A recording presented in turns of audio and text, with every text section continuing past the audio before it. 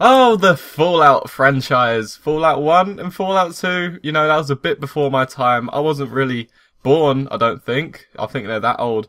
But yeah, I heard they did some crazy shit with, like, you know, they got those multicolored enemies and you gotta eat the dots and I don't know. I don't really know much about them. They were really old. But Fallout 3, oh my god. Fallout 3, that is the game that most people fucking interrupt my video, you fucking watching this video will know about. And of course, Fallout New Vegas came out after that as well.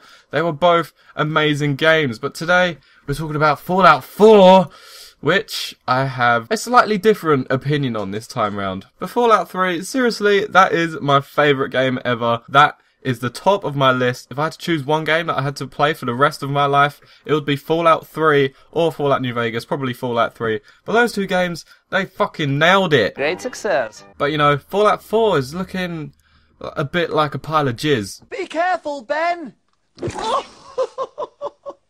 So let's talk about it. Okay, so here we go. Fallout 4 is an amazing game. Don't get me wrong, I'm going to pre-order it. I'm actually considering pre-ordering the collector's edition. I'm not quite sure because it's a big buy, like it costs so much money. But I'm so hyped. I'm going to play hours and hours. Literally once it comes to my house, I'm not going to leave the house for about a week. And you know, this game has a lot to live up to. Fallout 3 was perfect. Fallout 4 is going to be awesome. I'm going to play the crap out of it. But I don't hate it, although I do think there are some things that just shouldn't really be in the game. They're kind of holding it back from its full potential. So I'm going to talk about them a little bit, and please don't hate. So first of all, look at this. I mean, like, he fires up his Pip-Boy. Whoa, that is pretty awesome. He wipes the screen down, and then look! Look at that! No!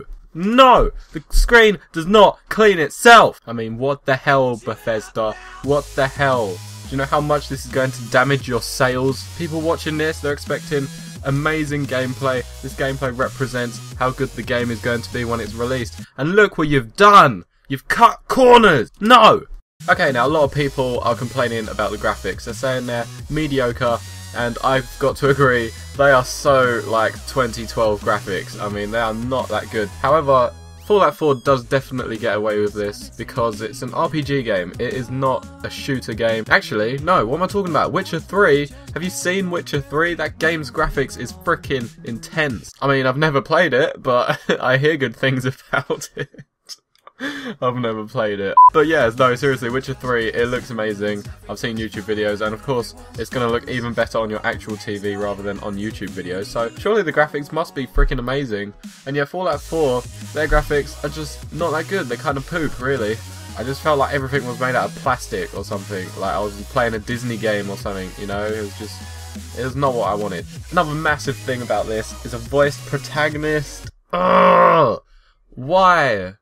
Why? I wouldn't have minded it so much if they kept all the speech options. Like, they've narrowed down the speech options to about 3 words. It's so ridiculous. You know, it's just so annoying how it gives you the option to say something and you don't know what he's going to say. Like, it gives you a very brief summary of what you're going to say, whereas in Fallout 3 and New Vegas, it just gives you a line of text and that is the exact words that are going to come out of your mouth. In Fallout 3 and New Vegas, the protagonist was not voiced, so when you read out the speech lines, you kind of imagined it. You kind of could create your own voice in your own head, and your character was a lot more personal than it will be now, because obviously he talks for you. I mean, it just takes away the imagination. Another thing is the dog.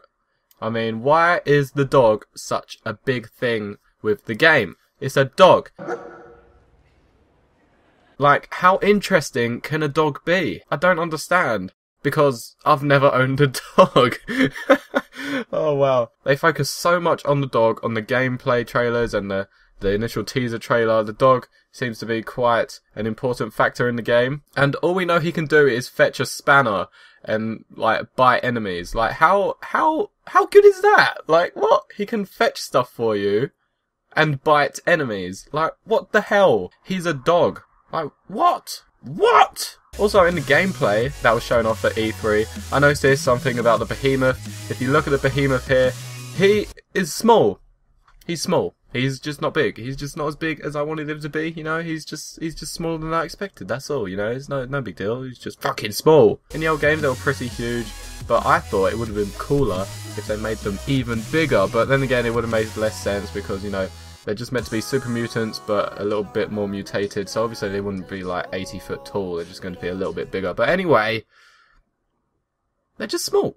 Another thing, there's no online. There's no online, right? I mean, if there was online, they would have definitely showed it off by now. There's no online. I want to run around Boston with my buddies, and it's just not going to happen. I think there are some kind of online leaderboards available though, but you know, it's not the same. I know there are a couple of bad things about Fallout 4, but you know, there are also a couple of good things. I mean, there's a jetpack, you can play games on your Pip-Boy. You also get to play gameplay of before the bombs hit. You can also have a 2-screen experience with Pip-Boy app on your phone. There's also Minecraft in Fallout where you can craft stuff and place it anywhere. There's tower defense where you can build a settlement and set up turrets. It's releasing in November. The map is absolutely huge, apparently bigger than Skyrim, and they've been working on it since 2008, so it's going to be fucking jam-packed with features. Oh, and also V.A.T.S is back, and also you can buy your own Pip-Boy, and also there's loads more guns and, you know, loads of different locations and new quests today. It's just like Fallout 3, but I really need to buy it. Just do it!